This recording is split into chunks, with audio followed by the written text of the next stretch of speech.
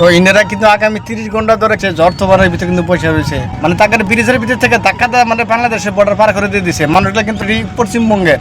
তো বাইসা বাইসা কিন্তু খালি মুসলমান মানুষ জেনে জেনে আছে, হিন্দু মানুষগুলো তার মানে পরিষ্কার করে করে ভারত থেকে তারা দিতেছে। তো 17 জন মানুষ ভারত বিএসএফ কিন্তু বাংলাদেশের বর্ডার পার করে দিয়ে দিছে। আগামী 30 ঘন্টা হয়ে গেছে, তাই এর ভিতরে কোনো সমাধান নাই, কোনো সুখবর নাই। তারা না খেয়ে তারা বৃষ্টিতে ভিজে পড়ে দাঁড়ায় রয়েছে। ভিডিওটা ভিডিওটা শেয়ার করে সবাইকে দেখানোর চেষ্টা করে দিবেন। এই মানুষগুলো যে 30 ঘন্টা ধরে যাবত এই বর্ডারের ক্রস করে যে পয়সা রয়েছে, কিন্তু কোনো মানুষ তাকে কোনো খাওয়া দাওয়া, কোনো পানি সানি কিছু দিতেছে না। মুসলমান মানুষ হলে তার মানে মানুষ না, মানে হিন্দুরা খেলে মানুষ, মুসলমান মানুষ না। মুসলমান মানুষের হাতে কোনো শরীরে তেজ নাই, রক্ত নাই, মানে জমিন ফেটে বেরিয়েছে, আসমান থেকে পড়ছে, জমিন ফেটে বেরিয়েছে, যার জন্য আজকে এই হারাস্তিটা দিতেছে।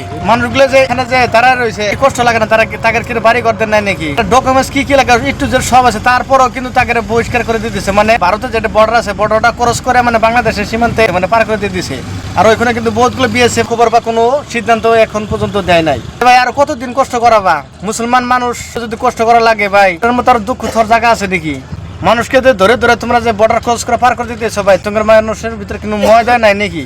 আগে একটু যে সব আধার কার্ড, পান কার্ড, এনআরসি, মানে একটু যে সব আছে, তারপরেও কেন তোমরা এত হারাস্তি করো? মানবতা নাই নাকি? তারা কি বাংলাদেশের থেকে কি আসামে আইছে না ভারতে আইছে? মানুষগুলো তো ভারতের জন্ম, ভারতের নাগরিক, তারপরও কেন তোমরা ক্রস করে বাংলাদেশের সীমান্ত পার করে দিলা ভাই?